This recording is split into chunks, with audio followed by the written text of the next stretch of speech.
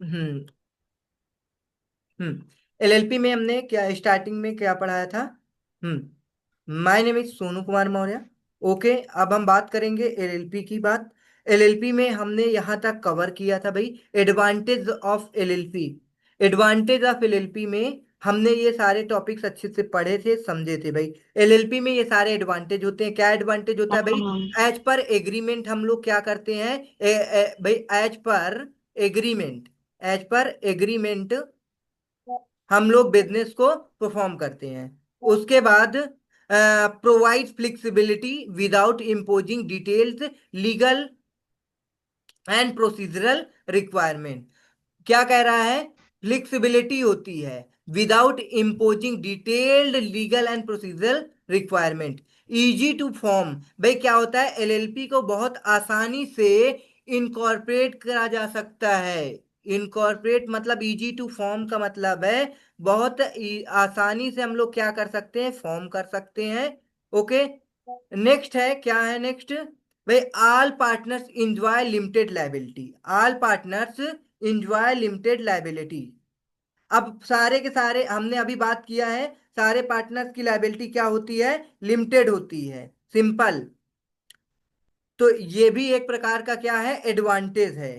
भाई जितने कंट्रीब्यूशन करेंगे पार्टनर्स, मैं भाई हमने पढ़ा भी था ऊपर लिमिटेड लाइबिलिटी में, पार्टनर जितना कंट्रीब्यूशन करेगी उतने के लिए लाइबल होगी, उससे ज्यादा के लिए लाइबल नहीं होगी। ठीक है ना? सारे partners easy to dissolve.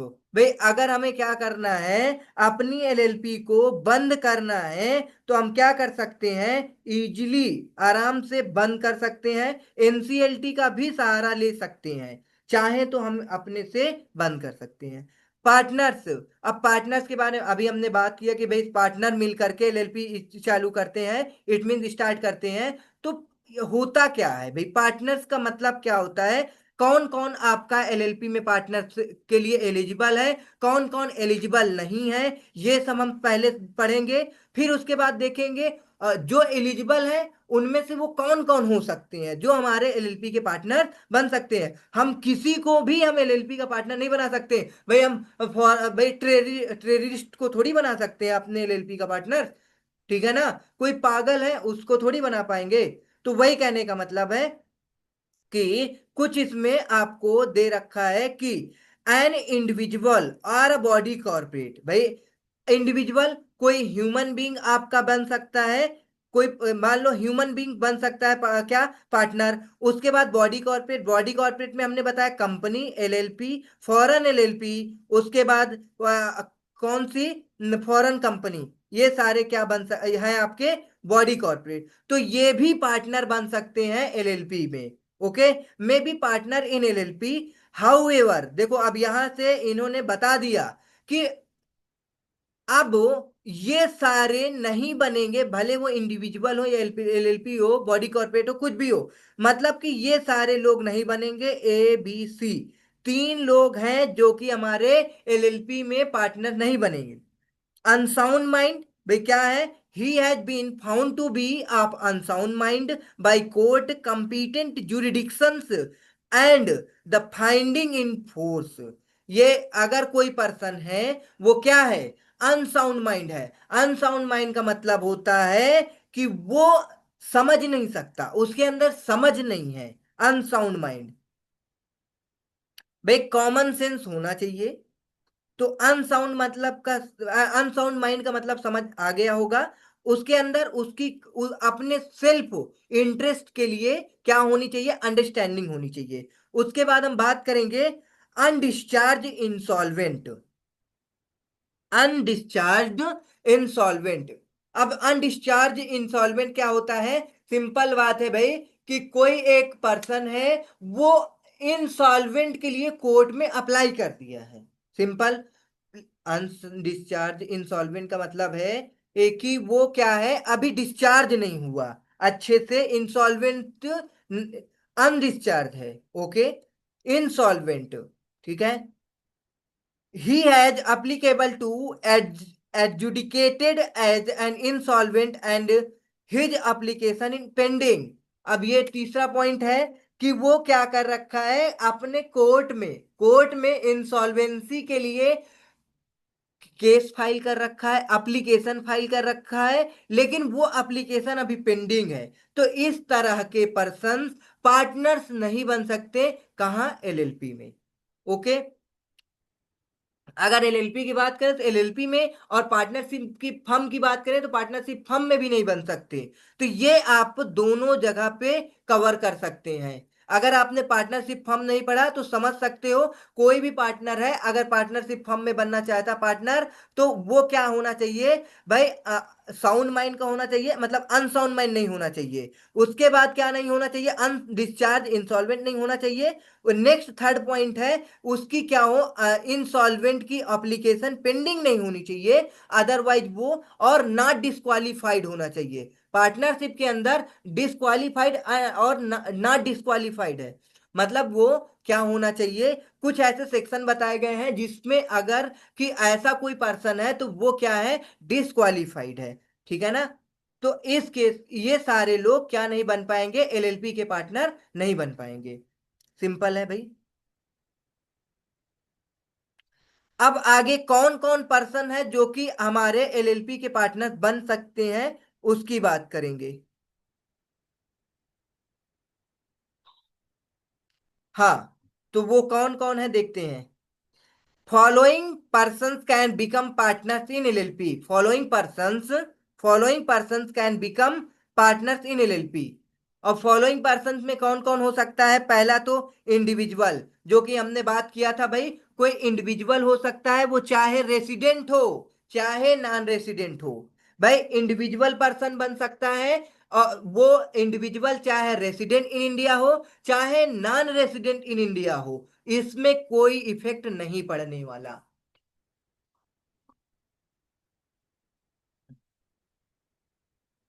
Okay, समझ में आया बेटा। अब आगे क्या है, सेकेंड पॉइंट में क्या दे रखा है, limited liability partnership. Limited liability partnership, भाई कोई एलएलपी है, वो चाहे फॉरेन एलएलपी हो, चाहे दिस एक्ट में, मतलब ये जो एलएलपी एक्ट 2008 है, ये जो दिस एक्ट है जो पढ़ रहे हैं हम लोग, इस एक्ट के अंडर कोई एलएलपी रजिस्टर्ड है तो वो एलएलपी पार्टनर बन सकती है, फॉरेन एलएलपी भी पार्टनर बन सकते हैं एलएलपी के, कंपनी इंक्लूडिंग फॉरेन कंपनी भी एलएलपी के क्या बन सकते हैं, पार्टनर बन सकते हैं। ओके। फिर नेक्स्ट पॉइंट में क्या दिया है भाई, हाँ, तो ये सारे हमने क्या बात किया अभी आगे, हमने बात किया कि कौन कौन पर्सन है जो कि एलिजिबल होगा पार्टनर्स बनने के लिए। Who is eligible to become a partner in LLP. सबसे पहले पॉइंट पे है भाई, कोई इंडिविजुअल हो सकता है, इंडिविजुअल। इंडिविजुअल में आपका चाहे वो रेसिडेंट हो चाहे नॉन रेसिडेंट हो। सेकेंड पॉइंट में क्या हमने बताया था आपको, सेकेंड पॉइंट में हमने बताया था एलएलपी। एलएलपी में चाहे फॉरेन एलएलपी हो, कंपनी कंपनी आपकी कंपनी हो चाहे फॉरेन कंपनी हो, ये सारे के सारे पर्सन क्या होंगे, देखो भाई हमने पर्सन की डिफिनीशन भी समझ चुके हैं, पर्सन के अंदर आपका इंडिविजुअल बस नहीं आता, बॉडी कॉर्पोरेट भी आता है। तो आपके इंडिविजुअल भी बन सकता है पार्टनर, एलएलपी भी बन सकती है, foreign LLP, company, foreign company, except कोई भी पर्सन क्या नहीं होना चाहिए भाई, अनसाउंड माइंड नहीं होना चाहिए। एक्सेप्ट में हम कर सकते हैं कि चाहे वो इंडिविजुअल हो, एक्सेप्ट ये लोग नहीं बनेंगे, वो अनसाउंड माइंड हो, अनसाउंड माइंड पर्सन हो, और क्या हो भाई, अनडिस्चार्ज इंसॉल्वेंट हो, कोई पर्सन हो अनडिस्चार्ज इंसॉल्वेंट हो, अनडिस्चार्ज इंसॉल्वेंट। उसके बाद हमने क्या बताया था, अनडिस्चार्ज इंसॉल्वेंट के बाद इंसॉल्वेंट। थर्ड पॉइंट में हमने बताया था कि कोई पर्सन है जो एप्लीकेशन फाइल कर रखा है कोर्ट में, किसके लिए भाई, सॉल्वेंसी के लिए, इंसॉल्वेंसी के लिए, बट वो अभी पेंडिंग है, पेंडिंग फॉर इंसॉल्वेंसी। ओके। तो ये सारे लोग क्या नहीं बन पाएंगे, आपके एलएलपी के पार्टनर्स नहीं बन पाएंगे। बट अगर ये सब नहीं है, अगर कोई इंडिविजुअल पर्सन है, वो चाहे रेसिडेंट हो चाहे नॉन रेसिडेंट हो, कोई एलएलपी है चाहे फॉरेन एलएलपी हो, चाहे कोई कंपनी हो, कोई फॉरेन कंपनी हो, ये सारे के सारे पर्सन किसी भी एलएलपी के पार्टनर बन सकते हैं, कोई दिक्कत नहीं है। अब हम आगे पढ़ेंगे नेक्स्ट पॉइंट। नेक्स्ट पॉइंट में क्या दिया है भाई, अपना minimum number of partners, minimum number of partners and maximum number of partners. Minimum number दे रखा है भाई, मिनिमम नंबर ऑफ पार्टनर्स कितना होना चाहिए एलएलपी के अंदर, two. Two two partners required है अगर आपको एलएलपी इनकॉर्पोरेट करना है, और मैक्सिमम की कोई लिमिट नहीं है, no limit for maximum partners for incorporating LLP. उसके बाद every LLP shall have at least two partner, ये देखो हमने वही लिखा भाई, एलएलपी के लिए कोई भी पर्सन है एलएलपी इनकॉर्पोरेट कराना चाहता है तो मिनिमम टू पार्टनर्स की रिक्वायरमेंट होती है। अब ध्यान से सुनो, मान लो आपकी कोई एलएलपी है जिसमें आप टू पार्टनर्स हैं, partners one is a Kashish and other is a Satya, भाई बोथ आर, भाई म्यूचुअल एग्रीमेंट के अकॉर्डिंग आप एलएलपी को इनकॉर्पोरेट करते हो। ओके, म्यूचुअल एग्रीमेंट के अकॉर्डिंग एलएलपी आपने बना लिया, आपने कैपिटल का कंट्रीब्यूशन किया। सपोज भाई एक पर्सन क्या है, क्या हो सकता है भाई, एक पर्सन डिस्क्वालिफाइड हो जाए या एक पर्सन की डेथ हो जाए भाई, ये एग्जाम्पल इमेजिनरी है भाई, आपको इसमें ज्यादा सीरियस होने की जरूरत नहीं है, ठीक है। हम ले लेते हैं किसी और के एग्जाम्पल, मान लो एक ये ए है, पार्टनर बी है, ये दोनों पार्टनर मिल करके एलएलपी को इनकॉर्पोरेट कर लिए, एलएलपी चला रहे थे भाई, अच्छा खासा एलएलपी चल रही थी। बाद में किसी भी वजह से भाई अब क्या हुआ, अब ये एक पार्टनर को, कोई भी पार्टनर हो, एक पार्टनर क्या हो सकता है भाई, इंसॉल्वेंट हो सकता है, अनसाउंड माइंड हो सकता है, जिसको जिसको हमने बोला था कि वो एलिजिबल क्या है, एलिजिबल नहीं है पार्टनर बनने के लिए, इस ये तीनों चीज अगर बन जाते हैं, दे भाई, अगर ऐसा हुआ या फिर वो पार्टनर की डेथ हो जाती है, इन केस क्या हो जाती है, डेथ हो जाती है, या फिर किसी वजह से भाई मिनिमम की जो लिमिट है वो रिड्यूस हो करके कितनी हो जाती है, वन हो जाती है। तो भाई अब क्या है, कंडीशन कितनी है, minimum number of partners two है, तो भाई अभी इस केस में कितने हैं, वन है। तो अब क्या होगा भाई, 6 मंथ का टाइम मिलेगा, जो रिमेनिंग पार्टनर्स है उसके पास 6 मंथ का टाइम मिलेगा भाई, वो 6 मंथ में कोई एक अदर पार्टनर को ढूंढ करके लाए और अपने एलएलपी का पार्टनर बनाए। अगर वो ऐसा नहीं करता है, आफ्टर 6 मंथ, भाई 6 मंथ तक का टाइम मिला है, 6 मंथ तक ला लो, कोई दिक्कत नहीं है। जैसे ही 6 मंथ इंक्रीज हो जाएंगे भाई, 6 मंथ जैसे ही इंक्रीज होता है, आपकी लाइबिलिटी क्या हो जाती है, अनलिमिटेड। भाई एलएलपी का मेन क्या है एडवांटेज, लिमिटेड लाइबिलिटी, लेकिन यहां पे क्या हो जाएगा, अनलिमिटेड लाइबिलिटी।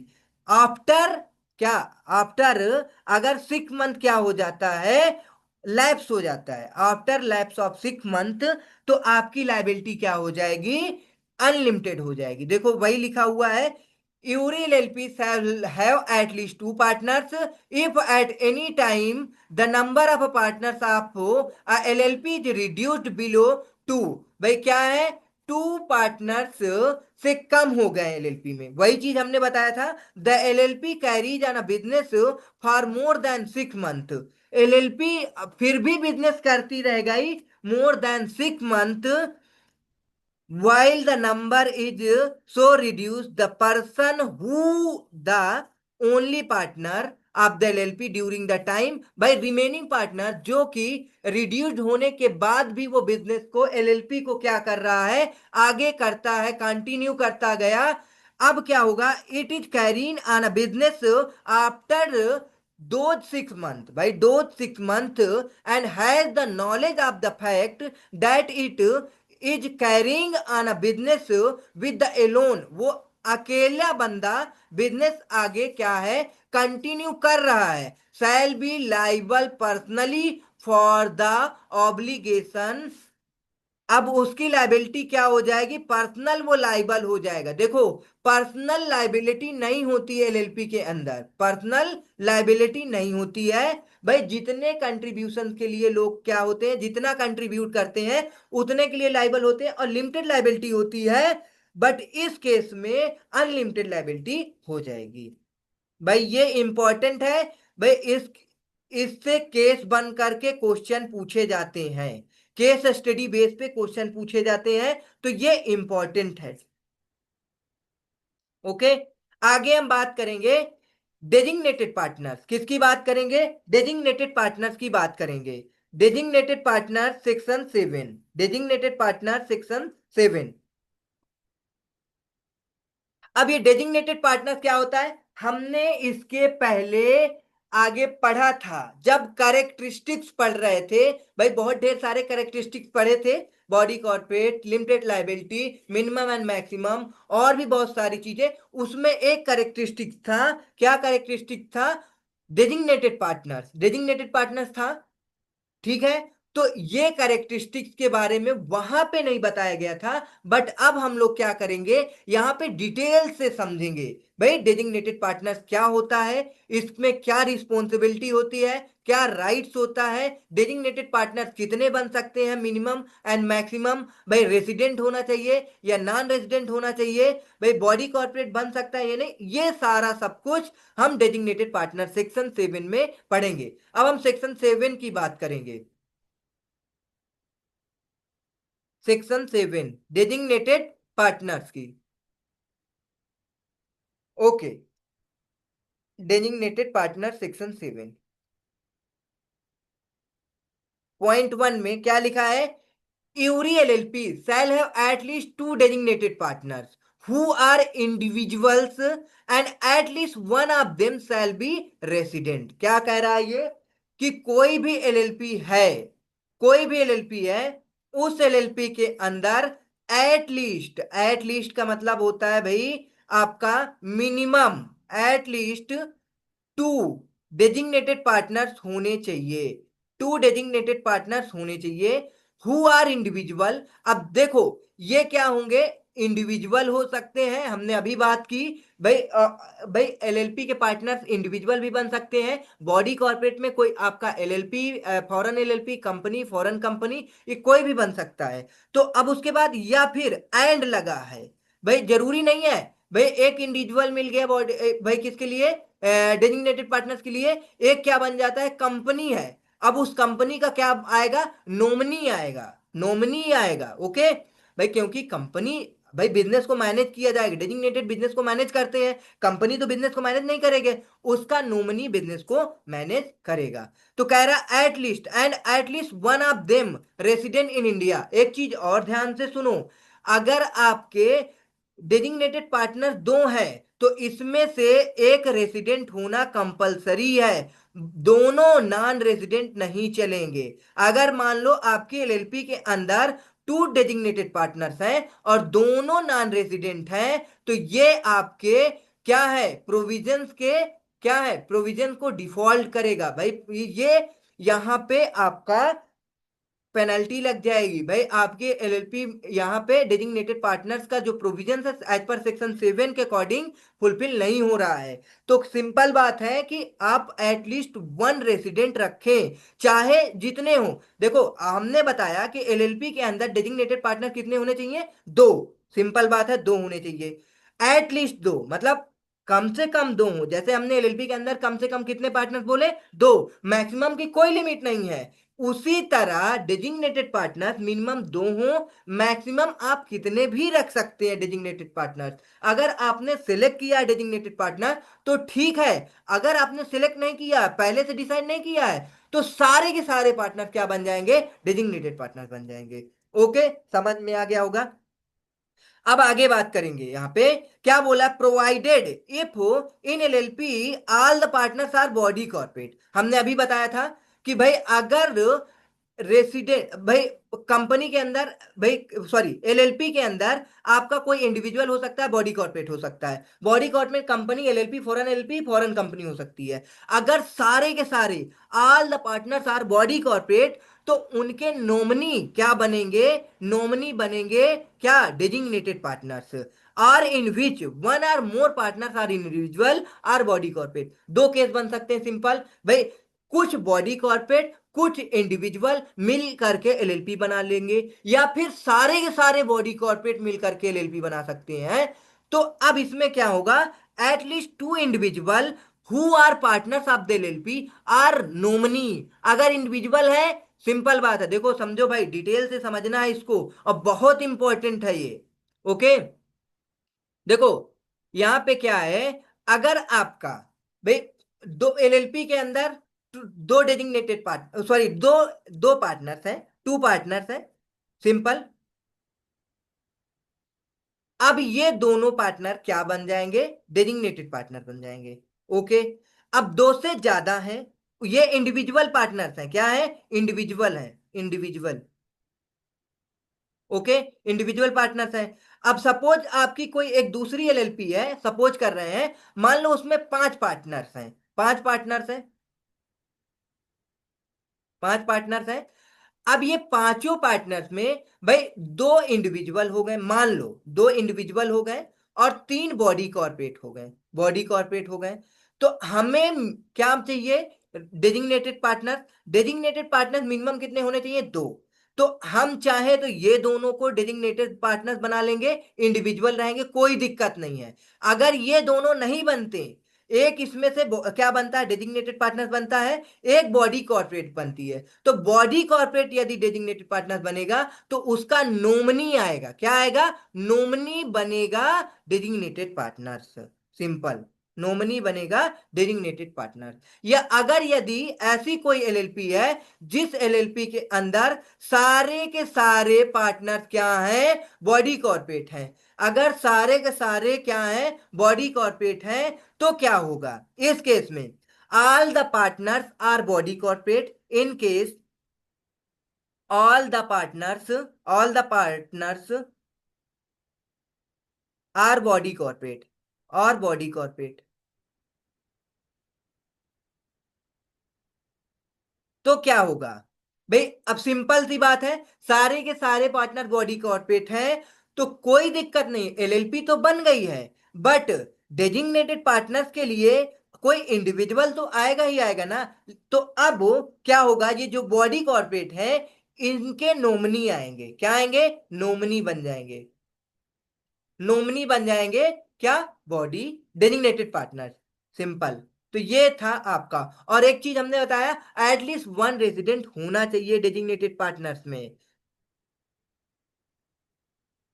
ये एग्जाम्पल दे रखा है, और ये सेम टू सेम जो हमने समझाया वही लिखा है। प्रोवाइडेड दैट के बाद से देखो समझो, if in LLP all partners are body corporate, or in which one or more partners are individual or a body corporate, at least two individual who are partners of the LLP are nominee, या तो दो individual या फिर nominee of the body corporate shall act as a designated partners. Very simple.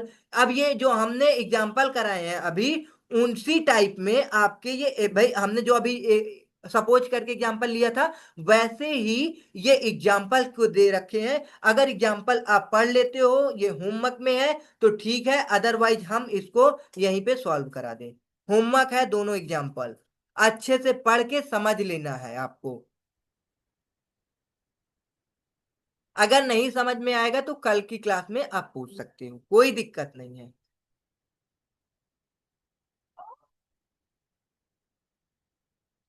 Example number 5, example number 5।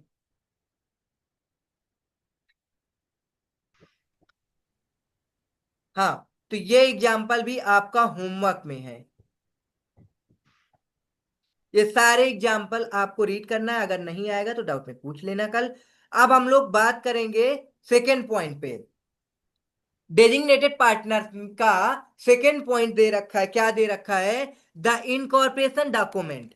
भाई incorporation document क्या होता है? अगर हम एलएलपी को इनकॉर्पोरेट करते हैं तो उस समय एक इनकॉर्पोरेशन डॉक्यूमेंट होता है।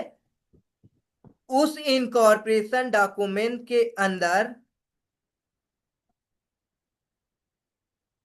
क्या किया जाता है भाई? इस डॉक्यूमेंट के अंदर आपको जो भी, मान लो आपने तीन चार पार्टनर्स हैं मिल करके एलएलपी स्टार्ट किया, तो ये जो डिजिग्नेट, ये जो इनकॉर्पोरेशन डॉक्यूमेंट जाएगा, इस पार्ट भाई मान लो चार लोग एलएलपी इनकॉर्पोरेट कर रहे हैं, फॉर मतलब कि चार लोग हैं जो एलएलपी इनकॉर्पोरेट कर लिए हैं। अब ये चूज करेंगे कि कौन डेजिग्नेटेड पार्टनर बनेगा। भाई सिंपल बात है। तो अब मान लो इन्होंने डिसाइड किया कि ए बी बन जाएंगे डेजिग्नेटेड पार्टनर। तो अब जब इनकॉर्पोरेशन डॉक्यूमेंट जाएगा, इनकॉर्पोरेशन डॉक्यूमेंट में इन डेजिग्नेटेड पार्टनर्स का नाम जाएगा लिख करके, और डिटेल सारी जाएंगी। क्या क्या आ जाएगा देखो। कह रहा है ए पॉइंट में, specified who are in the designated partners. सबसे पहले स्पेसिफाई किया गया, हमने स्पेसिफाई कर दिया who are in the designated partners. Such partner shall be designated partners on incorporation. कब बनेंगे वो? इनकॉर्पोरेशन के टाइम में डेजिग्नेटेड पार्टनर्स बन गए हैं, ठीक है ना।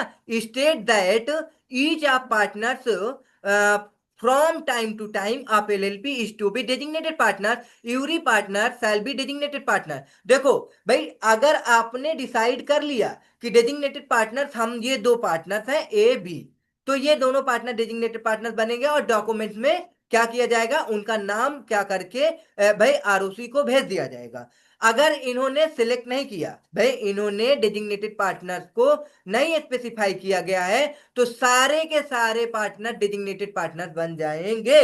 ओके, समझ में आया? बी पॉइंट में क्या दे रखा है? सेकेंड पॉइंट में मतलब any partners may become a designated partner by and in accordance with the LLP agreement, and partners may cease to be designated partner in accordance with LLP agreement. कह रहा है second point में कि कोई भी partners, ये चार partner लिए थे, ये चारों पार्टनर में कोई भी पार्टनर डेजिग्नेटेड पार्टनर बन सकता था, ठीक है ना। तो वही कह रहा है एनी पार्टनर में become a designated partner by and in accordance with the LLP agreement, and a partner में सीज। भाई कोई भी पार्टनर चाहे वो डेजिग्नेटेड पार्टनर बने या बन जाए, और मान लो बन गया, उसके बाद वो चाहता है कि मुझे अब नहीं रहना डेजिग्नेटेड पार्टनर, तो अपने आप को सीज कर सकता है वहां से। भाई वो फिर वहां से डेजिग्नेटेड पार्टनर नहीं रहेगा, बट इसके लिए उसे नोटिस देना पड़ेगा। ये सारा सब कुछ किसके अकॉर्डिंग होगा? एज पर एलएलपी एग्रीमेंट के अकॉर्डिंग होगा। एलएलपी एग्रीमेंट के अकॉर्डिंग होगा। ओके। थर्ड पॉइंट है, an individual shall not become designated partner in any LLP unless he has given his prior consent to act as such to the LLP in such form and manner as may be prescribed। देखो भाई simple बात है, ये सारे चारों partner थे। इन partners में अगर किसी को हमको क्या बनाना है, डेजिग्नेटेड पार्टनर बनाना है, तो सबसे पहले क्या करेंगे, इनका प्रायर कंसेंट लेंगे। ऐसे ही नहीं हम इनकॉर्पोरेशन डॉक्यूमेंट में नाम डाल करके आरओसी को भेज देंगे। भाई प्रायर कंसेंट लेना जरूरी है। प्रायर कंसेंट, ये देखो, as per such as such to the LLP in such form and manner as may be prescribed. Okay. अगर किसी को डेजिग्नेटेड पार्टनर बनाना है तो उसका प्रायर कंसेंट लेंगे, ऐसे किसी को हम डेजिग्नेटेड पार्टनर नहीं बना सकते इनफोर्सफुली। ओके, कंसेंट जरूरी है। फोर्थ पॉइंट पे, every LLP shall file with the registrar the particulars of every individual who has his consent. देखो अब क्या हुआ, मान लो ये दोनों पार्टनर क्या कर देते हैं, कंसेंट दे देते हैं, कंसेंट दे दिए to act as a designated partner. ये क्या कहते हैं कि हम एक्ट करेंगे as a designated partners in such form and manner as may be prescribed.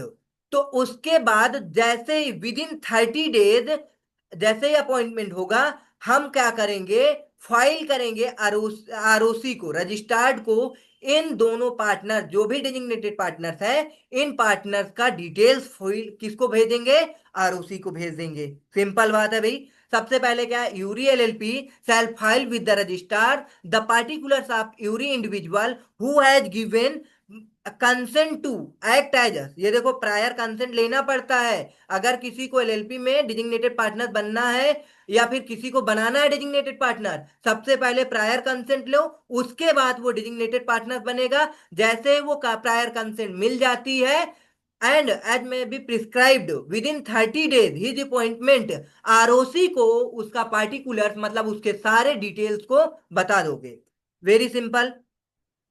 Point number 5 है, an individual eligible to be a designated partner shall satisfy such condition and requirement as may be prescribed. अगर कोई individual है जो कि eligible है designated partners के लिए, as may be satisfy such condition as may be requirement as may be prescribed.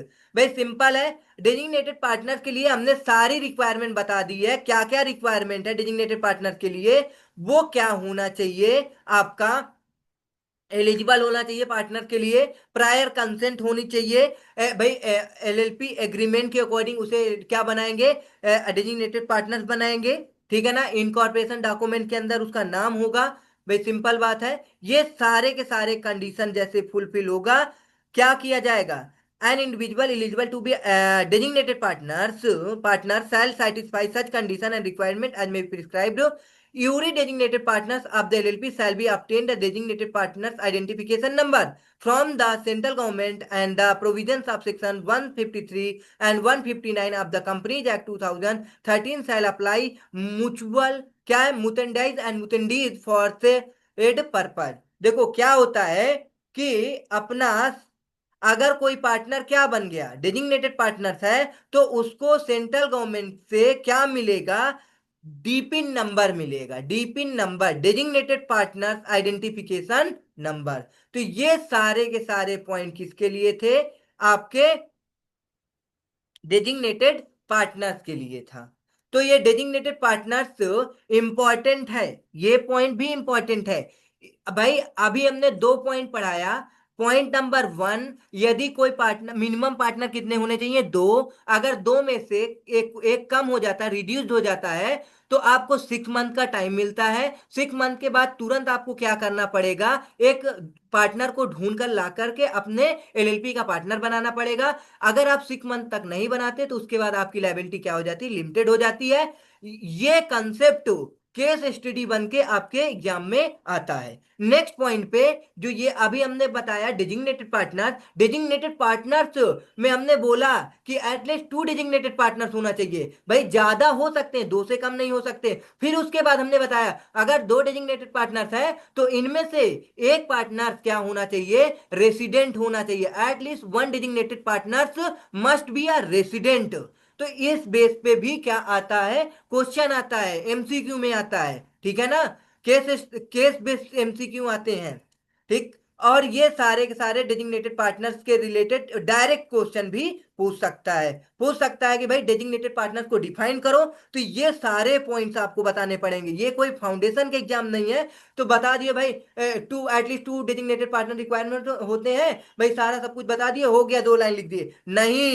ये 6 के 6 पॉइंट लिखना पड़ेगा अगर आपको डेजिग्नेटेड पार्टनर के बारे में पूछता है एग्जाम का में 5 नंबर का। तो ये 6 पॉइंट लिखना पड़ेगा, तभी आपको 5 नंबर मिलेंगे। Change in designated partners. अब नेक्स्ट टॉपिक्स है चेंज इन। भाई 8 घंटे से मतलब क्या है, 2 घंटे, 2 आवर्स तो आपको रिवीजन करने में लग जाएगा। उसके बाद आपको लर्न करना पड़ेगा। भाई क्वेश्चन अगर हम आपको देंगे तो क्वेश्चन भी करने पड़ेंगे। भाई नोट्स बनाना पड़ेगा, नोट्स भी बनाओ और खुद से रिटन प्रैक्टिस करो। पॉइंट वाइज अभी लिखो, डेजिग्नेटेड पार्टनर्स के सारे पॉइंट लिख डालो, याद कर डालो। ठीक।